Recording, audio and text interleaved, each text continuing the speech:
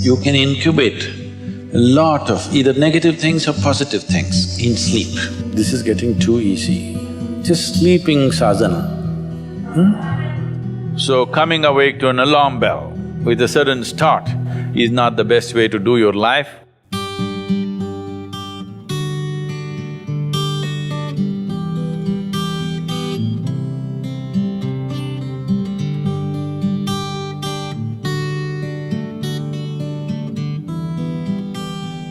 How many of you find that one day morning when you get up without any reason, you're just feeling ugly for no reason? If it is happening even at least 2-3 times a year, if it is, then you must do certain things before you go to bed. It's very, very important.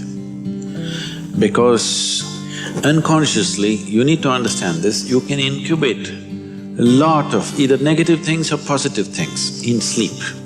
Either pleasantness or unpleasantness, you can incubate very effectively, uninterrupted in sleep. You can also incubate it in the day, but there are so many interruptions, it doesn't happen very efficiently. But if you have a tendency to go to bed in a certain way and you wake up in the morning really nasty for simply no reason, that means you're incubating things in the night very efficiently. Bad eggs. This is not just about psychological disturbances, it can cause major physiological problems over a period of time. It's important that you eliminate these things from your life.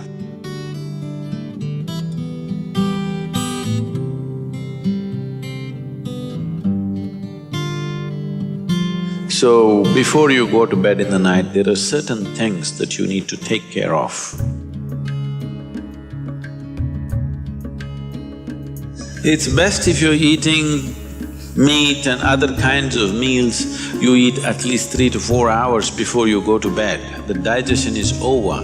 Before going to bed, drink a certain amount of water and go to bed. You will see it gets taken care of just like this. One simple thing can be just a shower. Always to shower before go to bed, it'll make a lot of difference. In this weather, maybe cold showers are difficult, so you go for lukewarm showers, don't go for hot showers in the night. Go for lukewarm showers, it makes you alert. So you will think, oh, I cannot sleep. It doesn't matter, you will sleep 15-20 minutes or half an hour later, but you will sleep better because it will take away certain things. When you shower, it is not just the dirt on the skin that you're taking away. Have you noticed if you're very tense and anxious, whatever, just a shower, you came out, it feels like almost the burden has been taken away from you? Have you not noticed this? So it's not just about washing the skin, a whole lot of things happen when water flows over your body. This shower is a very rudimentary buddhi shuddhi because over 70% of your body is actually water. If you run water over it, a certain purification happens, which is beyond cleaning the skin. One more thing if you want to do, you just light an organic oil lamp, a cotton wick, some oil, anything. What do you use here? Normal cooking oil. Linseed oil, rice bran oil or sesame oil, what do you have? Olive oil, fine. Any organic oil with a cotton wick, just burn one little lamp somewhere in the room where you sleep. You will see these things will completely disappear. If you can bring in a chant or there are nightly practices, yogic practices, before you go to bed, sit on your bed and do this practice. If you want to do Isha Kriya, it's available on the net. Generally, in India, they told you should not put your head to the north and sleep. You're aware of this?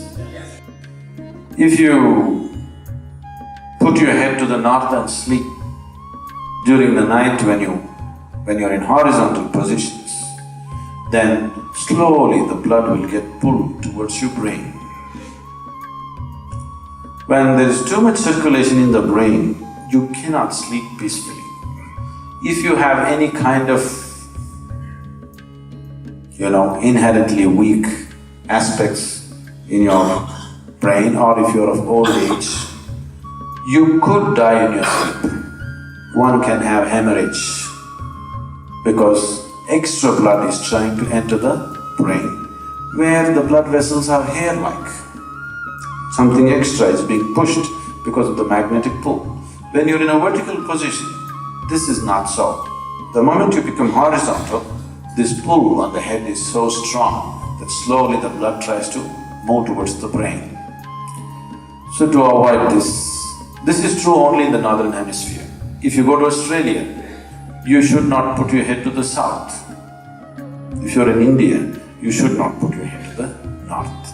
You can put it any other way, it's okay. Keep this in your mind, that you are truly a mortal, okay? Not in words, really. You could fall dead right now. You may be young, you may be old, it doesn't matter, you can fall dead right now. Yes or no? Before you go to bed, sit on your bed and think this is your deathbed. You have just 1 more minute to live. Just look back and see, what you have done today, is it worthwhile? Just do this one simple exercise. And you don't know when it really happens, whether you'll be sitting on your deathbed or lying in a hospital, all kinds of things sticking into you. Who knows how it'll happen, but enjoy this every day, that you will sit on your deathbed, look back and see, today, the way I've handled these 24 hours, is it worthwhile? Because now I'm dying. If you do this, you will live a worthwhile life, believe me. So every day in the night, all of you should do this before you go to bed. Last 3 minutes, everything that you have gathered, the body, the content of the mind, things, don't ignore small things, these small things are big things. I've seen how people are carrying their own private pillow, you know, because it's very important. So, your pillow, your footwear, if you have relationships, everything that you have gathered, keep it aside, sleep. If you sleep in that condition, you will wake up with much more light, with much more energy, with much more possibilities than you have imagined possible. Just sleep as life, not as a man, not as a woman, not as this and that. Keep everything down, simply. See, this is getting too easy. Just sleeping sadhana. At least this you must do.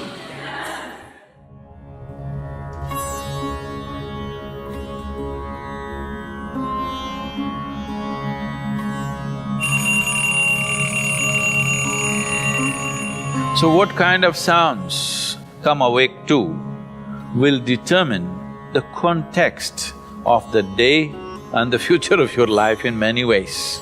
So coming awake to an alarm bell with a sudden start is not the best way to do your life. It is best that if you need a certain amount of sleep, if your body right now, because of the kind of food that you consume and the kind of thoughts and emotions that you process within yourself, accordingly you may… and the level of vibrance that you have managed within your body will determine how much sleep you need. Let us say you need let's say you need 8 or 12 hours of sleep. I was saying the wrong number Whatever amount of sleep you need, you know how much you need.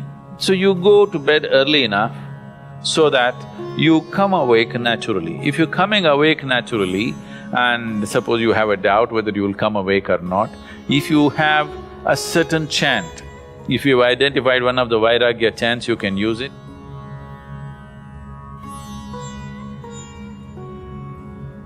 Physiologically, one important aspect of you is your heart, the pumping station for your blood circulation, which pumps life across the body. If this one thing doesn't happen, nothing happens. This starts from left side. So we told you, in India they have told you, when you wake up, you must roll to your right side and get up. Have they? Left side, if you roll and get up, bad things will happen to you. Did they tell you? Bad things are not about that. When you're in a certain state of relaxation, when the body is in a relaxation, the metabolic activity is low. When you get up, there is a certain surge of activity. That's why they told you in India, see, all these things are built into your life which you're throwing away. The whole science of living has been built into your life. They told you in the morning before you wake up, you must rub your hands together and see like this, huh? Not see like this, you must place it upon your eyes. You do this, you will see God. It's not about seeing God. If you rub these two things together, all the nerve endings, there's a heavy concentration of nerve endings in your hands. If you do this, the system comes awake immediately. You're feeling asleep, you're feeling sleepy, just do this and see. Everything comes awake. So morning before you move your body, you get it awake first and then place it upon your eyes. Instantly a whole range of nerves connected with your eyes and the other aspect of your senses come awake. Before you move your body and your brain should be active. You shouldn't get up dumb, that's the idea. Understand? So you do that and then roll over to your right and get up. Today, if all of us go to bed, by tomorrow morning, nearly 250,000 people won't wake up. Natural death in the world. Suppose you wake up tomorrow, you guaranteed? Have you come with a guarantee card? No guarantee card. So suppose you wake up, let's say. Just do this much, I'm telling you, this is a simple first step to your spiritual process. Tomorrow morning, when you come awake, check, you really awake or you dead? If you're awake, it needs at least a little celebration. You don't have to get up and dance, at least you can smile, still on. 250,000 people died. They were like you and me, poof, they went off, isn't it? Wherever you look, they're not there. Here I am still alive. One big smile, will you? I'm talking management. Then if 250,000 people died, at least 3 to 5 million people lost somebody who's dear to them. You check those 3, 4, 5 people who matter to you, all of them alive today. One more big smile. Hello? Will you or not? Alive. If suppose right now, we put a gun to your head, will you think it's a relief? No. You'll be terrorized, isn't it? So that's how precious it is to be alive, isn't it so? That's how precious it is for you to be alive. So tomorrow morning, 250,000 people died overnight, but you're still alive. Does it not at least deserve a big smile, I'm asking you? And all the people who matter to you are all alive today. One more big smile?